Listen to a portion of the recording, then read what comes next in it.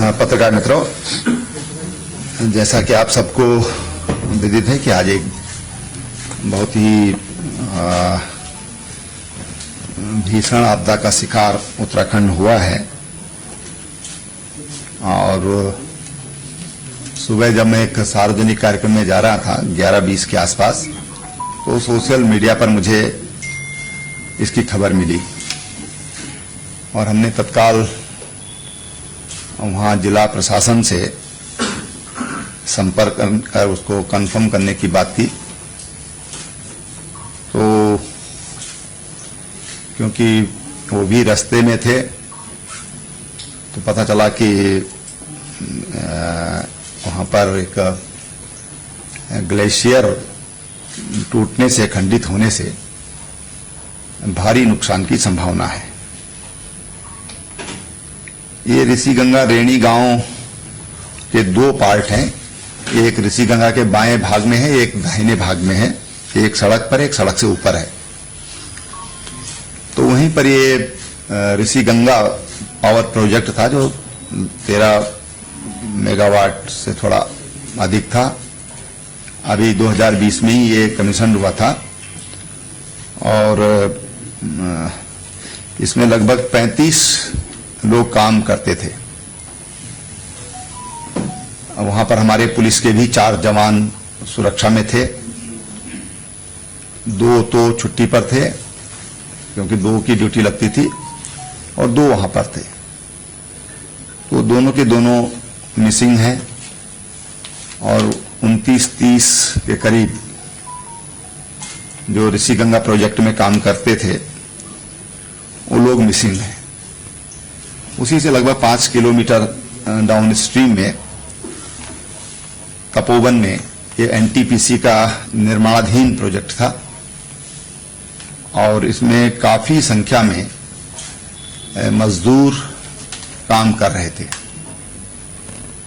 जो मोटी मोटी जानकारी है कि 176 मजदूर ये अपनी ड्यूटी के लिए निकले थे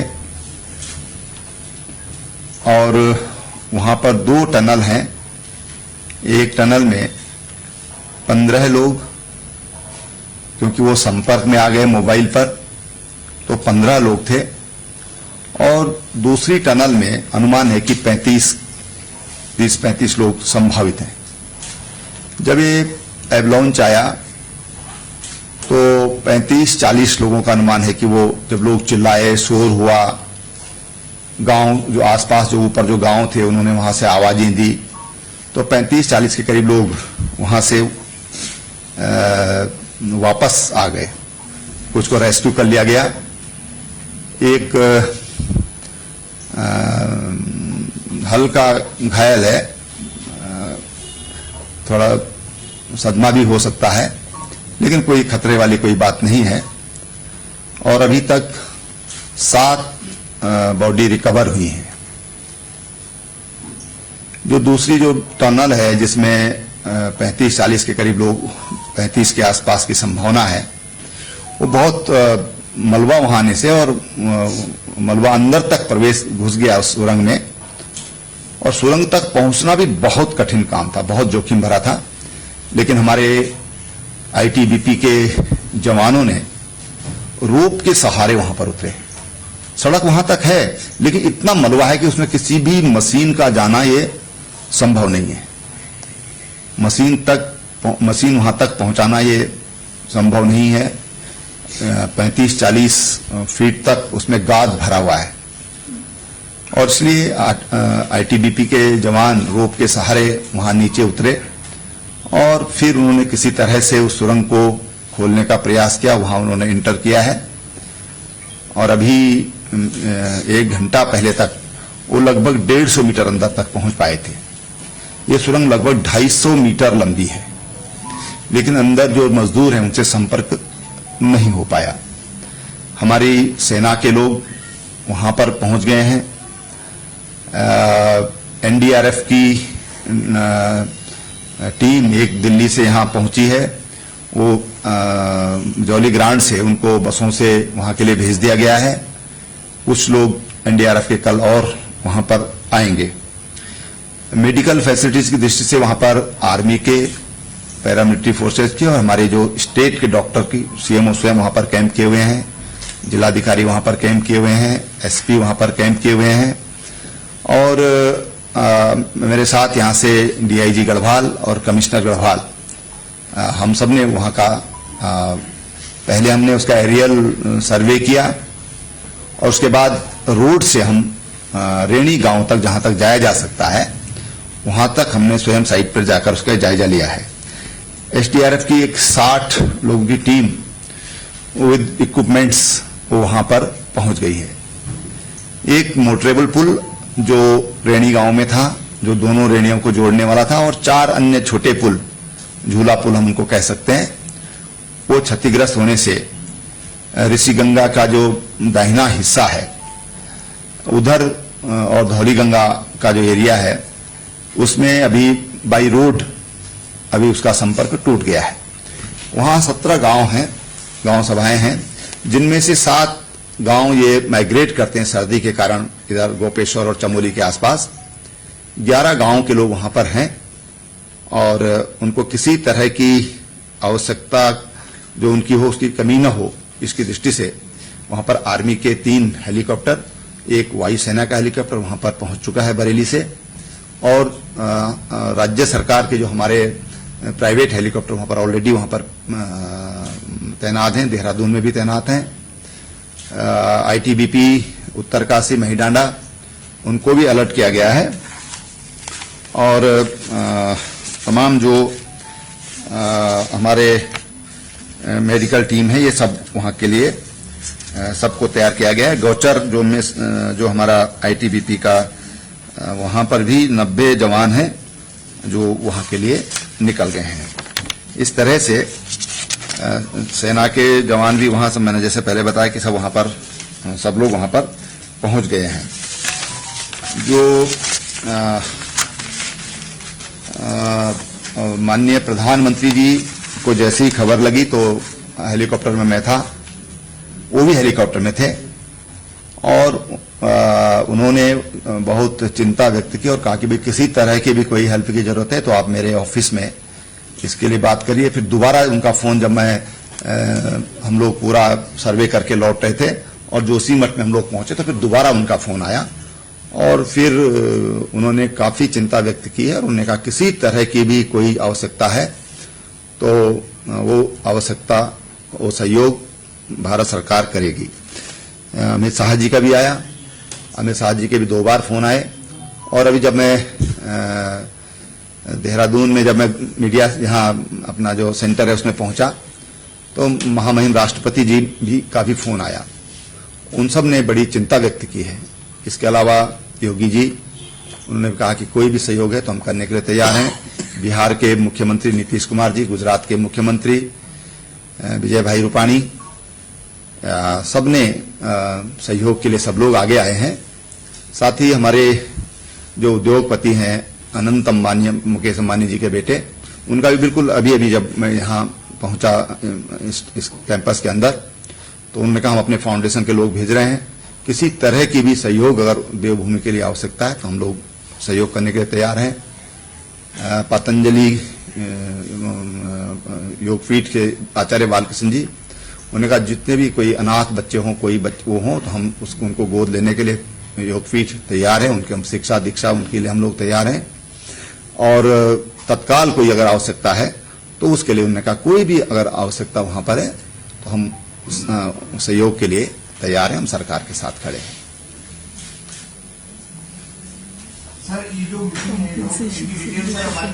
जो मैं एक तो 2 बातें मैं और कहना चाहूंगा।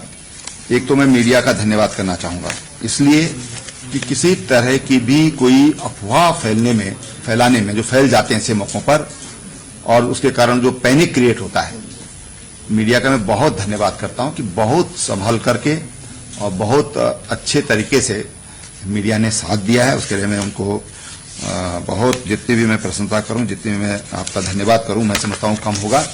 और जितने भी हमारे अभी मृतक हैं उन सबको हम 4-4 लाख रुपए का मुआवजा राज्य सरकार देगी।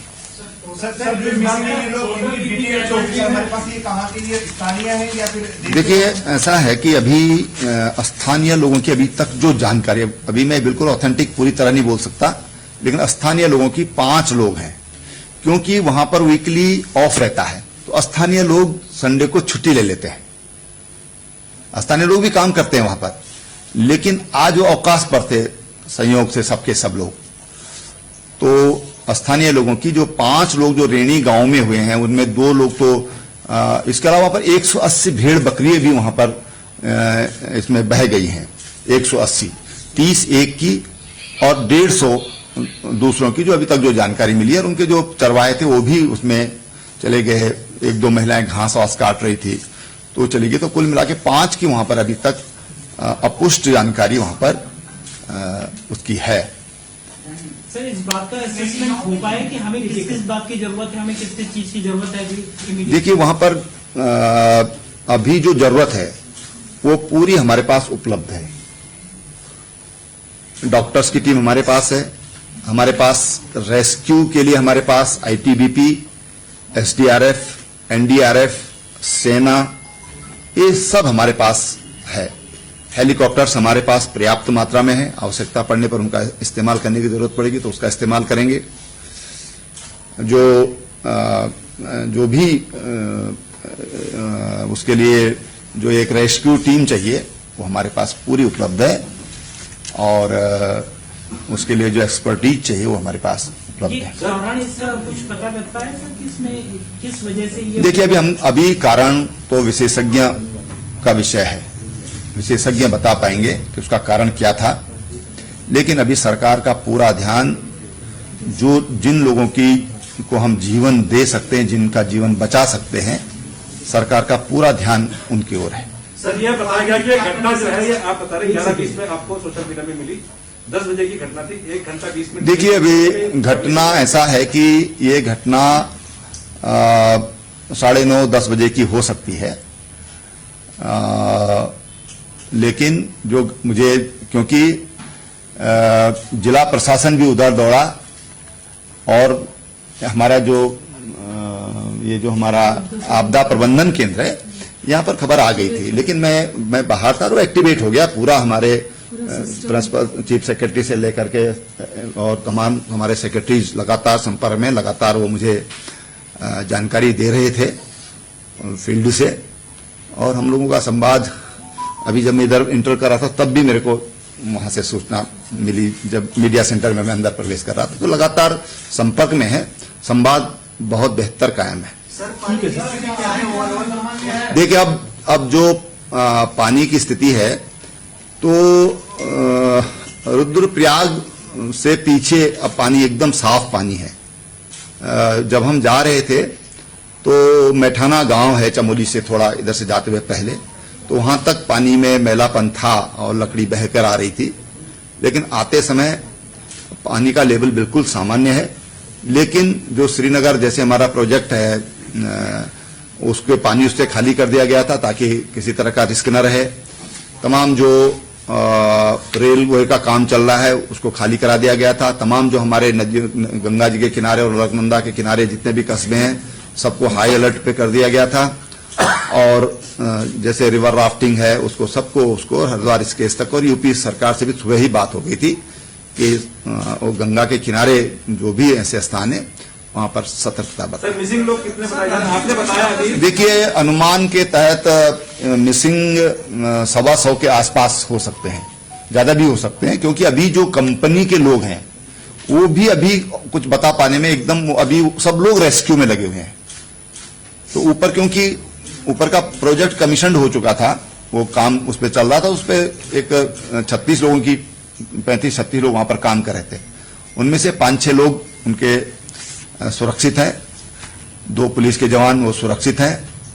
तो एक 29-30 के आसपास वहां पर अनुमान है। लेकिन वहां पर डॉक्यूमेंट के कोई बच्चे ही नहीं है कि कागजों के आधार पर कुछ कह सकें। सारा सर, क्या कुछ आकलन किया गया है कि कितना नुकसान राज्य को? देखिए, अभी मैंने कहा ना, हमारा ध्यान अभी रेस्क्यू पर है। आकलन होता रहेगा, आकलन अभी प्राथमिकता नहीं है। ठीक है। नमस्कार, मैं हूं मानक गुप्ता। अगर आपको हमारा ये वीडियो पसंद आया हो तो इसे लाइक और शेयर जरूर करें, और हां, हमें सब्सक्राइब और फॉलो करना ना भूलें ताकि आप देश और दुनिया की कोई खबर मिस ना करें। तो जुड़े रहिए हमारे साथ और देखते रहिए News 24।